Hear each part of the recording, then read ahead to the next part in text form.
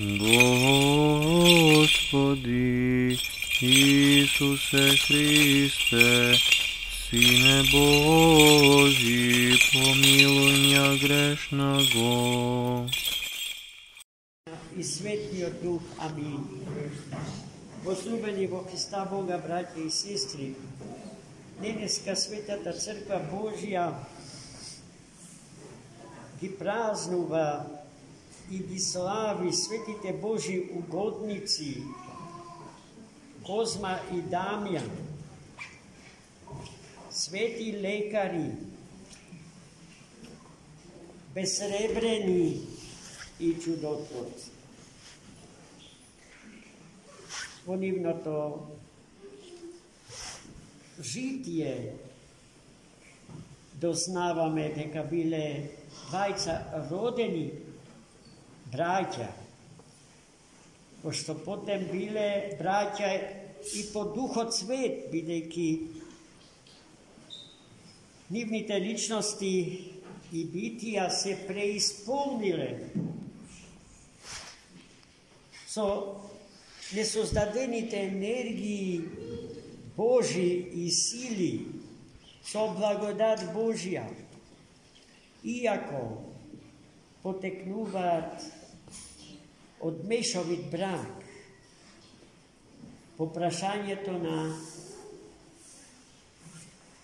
припадноста кон верата. Татко му бил паганин, а мајка му чудесна христијанка, Богу предадена христијанка. Таткото на светите браќа Козма и Дамјан брзо се упокоил и после смртта негова мајката ја превзела сита одговорност за нивното понатамошно воспитување во духот на светата христијанска вера. И тие, имајќи ја за своја мајка Теодосија, растеле во верата, јакнеле, биле силни, цврсти, непоколебливи христијани, но и на планот на менталното и интелектуалното зрење не заостанувале во ништо. Во нив се соучила таа чудесна рамнотежа помеѓу умот и срцето, помеѓу духот и телото, до која што сите ние стремиме и сите ние ја посакуваме, зашто од рамнотежата помеѓу тие два принципи, чие потекло е онтолошко, битино, зависи здравието на личност. Дали ќе имаме здрава и болна личност, зависи од тоа дали умот и срцето се ставени во согласие, дали телото и духот се врамновесени, таму каде што се констатира нарушена рамнотежа помеѓу умот и срцето, помеѓу телото и духот. Таму не е тешко да се констатира болесна состојба на телото или на душата, односно на умот и на срцето. Светите браќа Козма и Дамјан биле цврсти, стабилни, одлично воспитани, одлично однегувани личности и за тоа е најзаслужна нивната мајка. Бидејќи рамномерно растеле и умно, и духовно, и интелектуално, мајката нивните дарби од Бога дадени ги искористила da se stekna so visoko medicinsko znanje i so visoko farmaceutsko poznavanje, poradi što prerasnale vo odlični lekari na dušata i telo to čovečko. No, lekuvanje to na bolnite, braći i sestri, go vršele besplatno. Koja je logikata na besplatno to lekuvanje? Pa svetite braća Kozma i Damjan razmisluvali vaka, ako sve što imame, ne je naše, tuku od Boga nije dadeno. A Bog za to što ni dao, ne ni naplatio, so ništo. Toga što koje pravo nije. Davaj ki go to što od Boga sme go dobila, ko naplatu. Dobiv me besplatno davame. To je devizata na denesovenite sveti lekari i braća Kozma i Damjan. Vo čestnosta odele do tamo, što prijedno izlekuvanje na jedna bolna žena, ta uspejala na Damjan da mu dade 3 jajca. Koga doznao brat mu Kozma deka tu izeo 3 jajca, ne sakao poveke da go vidi, se otkažao od njega i ostavio amanet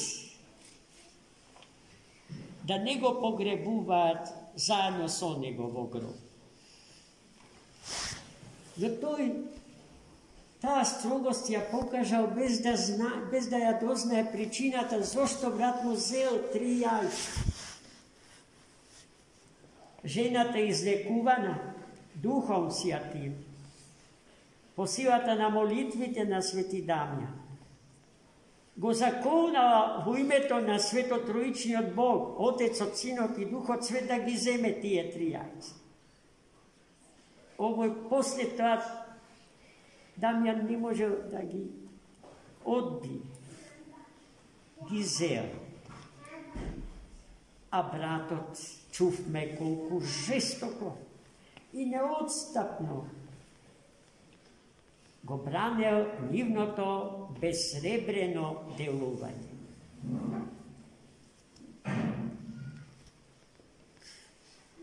Isto takavo žitije to si naveduva ušte jedan užasen primjer, koja nekoj sluga premoren legna da spije i zaspao se od labog, son taka što zmija iz ustata mu legla, njegovio stomak. Malko falilo da go izgubi svoj život o najteški maki. No zato je bili izvesteni svetite lekari, koji što došle i posivata na molitvite, imajte ja pomošta Božja, no i umenje to kako da se spravat so toj problem, toj čovek go spasile vo život i vo zdravlje go ostavi. Opširno to žitije na svetite braća Denisavini se navedeno šte brojni primjeri, za njima to veliči. Ove čudesni lekari i farmacevti stoje pri nas kako primjer, kako i nije dneska treba da postapuvame so braćate i sestite naši, dok vlademe so znanje to i veštinata na lekuvanje. Ne slučajno, doktorska tafela za svoju zaštitnici gi ima svetite lekari. Svetý Pantelejmon, Svetý Kozma i Damian Denis Savente, Svetý Kiril Joan i site drugi, znani i neznani. No sve to ovo što go kažemo za svetite bratja, ne možemo da ne go stavimo vrska so danes čitaното evangelsko čitanje, v koje što Hristos povtorno na svojite učenici parabolično im go razkažuva za to, na koji način se poseba evangelski zbor od rakata Gospodnja sen vo srcata naloge. I čuvme, дека според начинот на кој што луѓето го примаат посеаното семе евангелско, разликуваме неколку категории на луѓе. Првата категорија на луѓе наликува на оној човек во кој што семето паднало, како што во приказката Христова паднало крај патот. Тоа семе луѓето го изгазиле, а птиците небесни го исколва. А тоа значи дека никогаш не никнал. Во тој тип на човек, во тој антрополошки тип, кој што не владее со себе, не господари со својата собствена личност и со силите од Бога дадени, а депонирани во трезорите на човечкото битие. Не владејќи, останува отворен и достапен за своите непријатели, а најголем непријател на човекот се демони. Птиците небески на символичен начин ги символизираат демоните, кој што посеаното спасоносно евангелско семе зарад некудноста, зарад невниманието на оној во чие срце и душа е посеано, му го одземаат целосно. И тој останува вечно гладен и вечно жеден. Умира од глад и од жед, без можност, без шанса да се засити, хранејќи се со Бога и за Бога. Вториот тип, антрополошки тип, му припаѓа на оној дел од евангелската приказка во кој што Христос вели дека сеачот сејќи го семето, дел од семето паднало врз камен. И брзо никнал. Ама не можело да пушти корен и не можело да обстане, бидејќи каменот е сушен, безводен, и така семето пропаѓало.